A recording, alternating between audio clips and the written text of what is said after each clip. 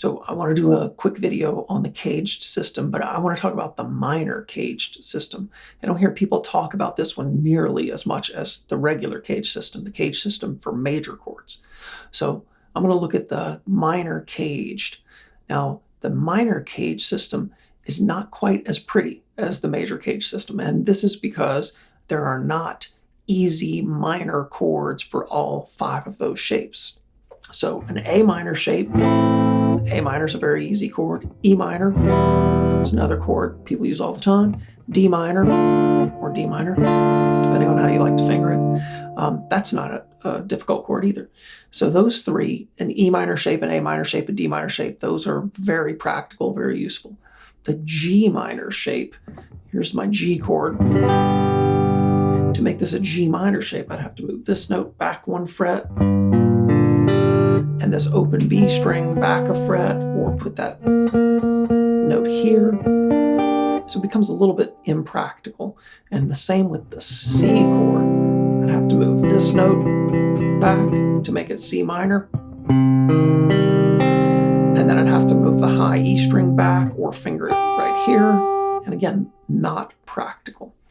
But I'm going to go through all of these 5 caged minor shapes for A minor. I'm going to talk about the theoretical caged shape and the more practical caged shape.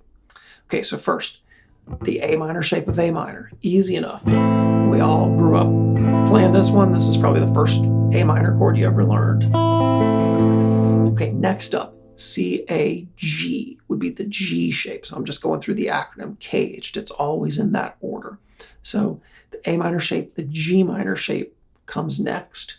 And here's my A on the E string. My G shape of A major would look like that, but I need to move this back.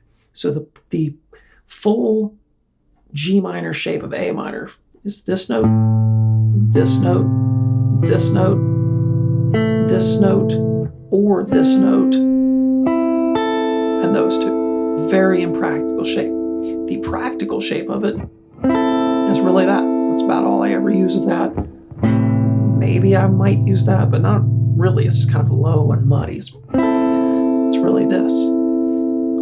And then this is part of the E minor shape as well. So really, I just kind of throw that G minor shape out for the most part, because I can also see this as part of this E minor shape.